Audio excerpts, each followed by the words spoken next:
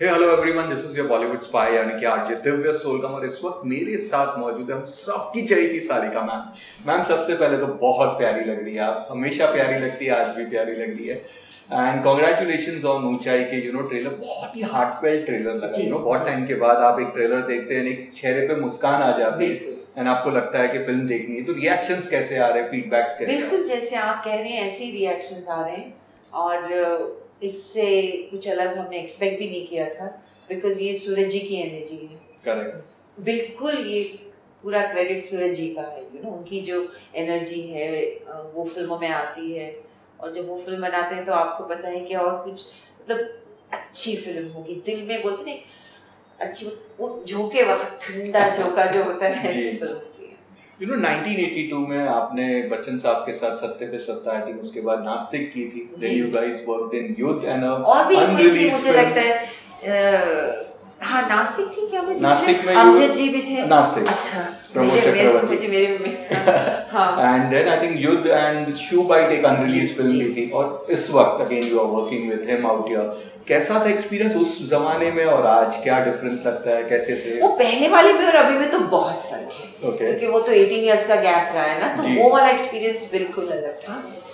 और अभी का अभी भी मतलब he is such a fantastic actor. His discipline is an amazing discipline, और जो उनको अपने काम से लगाव है वो वो दिखता है सेट पे। सो वो तो है ही है। मगर पहली बार जब फर्स्ट टाइम जब वो नास्तिक वगैरह उस वक्त किया था, मुझे याद है ना, हाँ वो नास्तिक की थी ना। तो जुहू में शूटिंग थी और मुझे वक्त पे पहुंचना बहुत अच्छा लगता है। ये हमेशा से मेरा एक वो कीड़ा है कि जल्दी पहुंच जाओ 10 मिनट। अगर मैं लेट हो जाऊं तो फिर पूरा दिन मुझसे काम नहीं होता, मेरा पकड़ में नहीं आता दिन। तो मैं पहुंच जाती थी। और वो उन दिनों हम लोग बंगलोज में शूटिंग करते थे, लोकेशन शूटिंग होती थी। जुहू में कोई बंगला था तो खुलता भी नहीं था। 9 बजे की शिफ्ट है, 9 बजे खुलेगा। मैं 8:45 बजे पहुंच के अपनी गाड़ी में बैठ जाती थी, वैनिटी वगैरह होती नहीं थी। 1 दिन 2 दिन 3 दिन मैं 8:45 पहुंच रही हूँ पहले दिन, तो बच्चन साहब की गाड़ी खड़ी है। अच्छा, मैंने कहा थोड़ा तकलीफ होती है, थोड़ा सा होता है क्या मैं सबसे पहले पहुंच। दूसरे दिन मैं 10 मिनट और पहले चली गई, उनकी फिर गाड़ी खड़ी हुई है। मतलब मैं 8:30 तक पहुंच गई, उनकी गाड़ी खड़ी है। फिर मुझे याद है मैंने अमजद जी से पूछा, ऐसी ये बड़ी टेंशन हो रही है, बिकॉज मैं अभी 15 मिनट 10 मिनट करके 8:30 तक पहुंच गई हूँ, बट उनकी गाड़ी वो मेरे से पहले कैसे आ जाते। तो हंसने लगे और बोला कुछ नहीं, उनकी डबिंग चल रही है बीआर में। तो वो खत्म करते हैं, आके सीधा यहाँ आ जाते हैं, तब जाके मुझे शांति हो। मुझे लगा ये क्या आप हर रोज मेरे पहले पहुंच रहे हो। But I think he also has that discipline, right, which is very appreciable at that time. But now when you look at him so many years later, he still has it. That is very admirable. Wow. 1975 में आपकी first big जो hit film थी, that was गीत गाता चल, grand hit, मतलब metro में I guess 15 weeks के ऊपर चली थी। Rajshri banner, and then you are back with Rajshri banner. कैसा था ये, कितना नॉस्टैल्जिक था ये? इमोशनल बहुत है। जब आया मैं किसी से कह रही थी कि इतने पूरे करियर के दौर में मैंने कभी सोचा नहीं कि राजश्री के साथ वापस काम करूंगी। होता है ना, कभी कभी होता है कि अरे वापस उनके साथ, ऐसा नहीं रहा। हम इतना काम करते गए उसमें खो गए, वो कभी आया नहीं। फिर मैं फिल्में छोड़ के चली गई, तो फिर वो तो और लंबा अरसा हो गया। मेरे जहन में ये बात आई ही नहीं कहीं कि भाई वो करना चाहिए। तो जब वो आया, एक सडन रियलाइजेशन हुई कि oh I like this, I want to do it, it's a realisation. So बहुत इमोशनल रिस्पॉन्स था।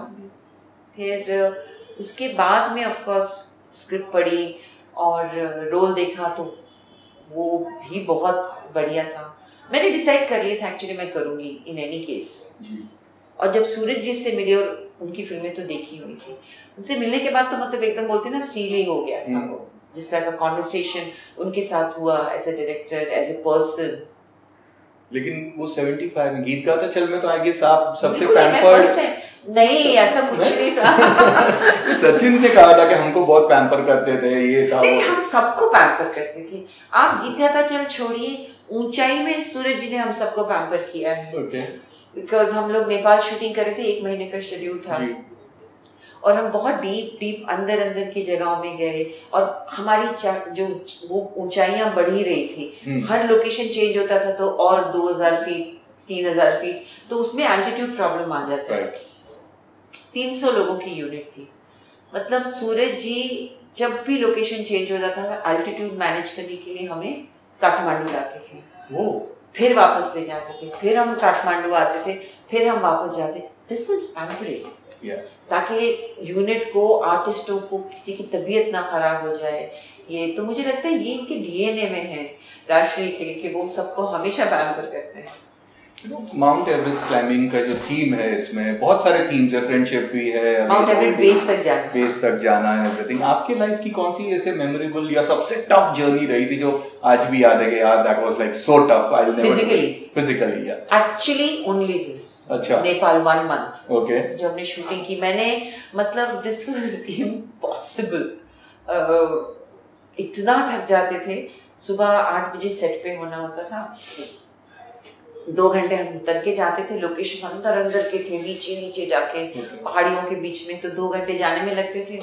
पूरा दिन हम चढ़ते थे शूटिंग के लिए, क्योंकि शूटिंग पूरी चलने की और चढ़ने की है। और पैकअप के बाद वो जो 2 घंटे, वो 3.5 पौने 4 घंटे तो हो ही जाते हैं, बिकॉज हम थक गए और वो चढ़ाई हो जाती है।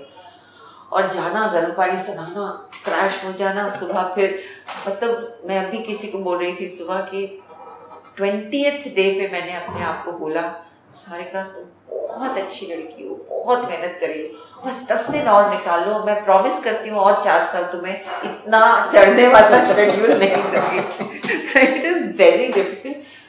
लेकिन ये बहुत एक अच्छी बात थी कि नॉर्मली दूसरे शूटिंग्स में कभी कभी क्या होता है कि हम बहुत थक जाते हैं ना, तो दिल होता है बस अब खत्म करो, घर जाओ।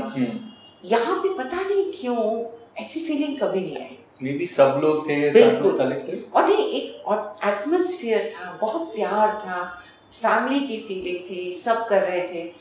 तो उसमें मुझे लगता है वो फीलिंग मुझे कभी नहीं आई कि अब कब खत्म होगा, मैं कब वापस, वो नहीं हुआ। एक फन फैक्ट ये है जो शायद बहुत कम लोगों को पता है कि सारिका मैम ने डेब्यू किया था एज मास्टर सूरज। डेब्यू नहीं किया, as a kid you were there also, yeah, so you had Sarika also, baby Sarika, debut तो हमराज था, baby Sarika and moppet Suraj. Master Suraj जैसे लड़के का रोल होता था, जैसे बालक था, छोटी बहू, सत्यकाम, एब्सोल्युटली सत्यकाम।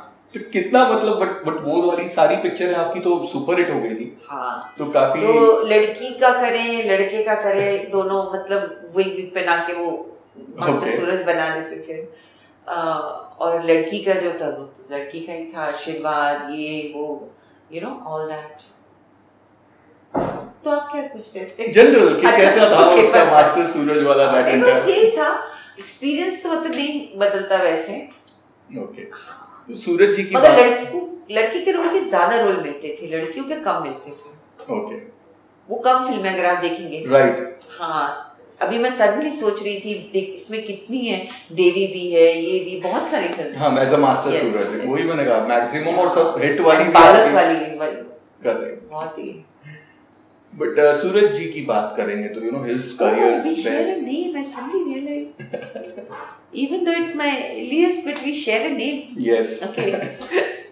तो सूरज जी की बात करेंगे तो यू नो उनकी सबसे बेस्ट फिल्म या सबसे बिगेस्ट फिल्म हैज बीन हम आपके हैं कौन। उस वक्त आप एक डिफरेंट जोन में थे, यू स्टार्टेड आई थिंक उसके बाद ही आपने एक 94 in you were into costume designing. I was not in acting back, या you are not into acting. Suraj ji का पूरा जो शुरू हुआ उस वक्त मैं यहाँ थी। करेक्ट, आप कॉस्ट्यूम डिजाइन कर रहे थे, costume and sounds and everything. तो ये वो फिल्म से कुछ मेमोरीज याद है उनकी, उस फिल्म से जो देखी थी आपने, देखी होगी फिल्म? हाउ नहीं, मुझे अच्छी लगी थी, बस इतना है।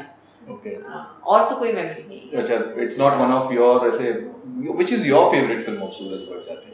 Actually it is Hum Aapke. Okay, it is, I like it because मुझे लगता है बहुत कंप्लीट फिल्म है।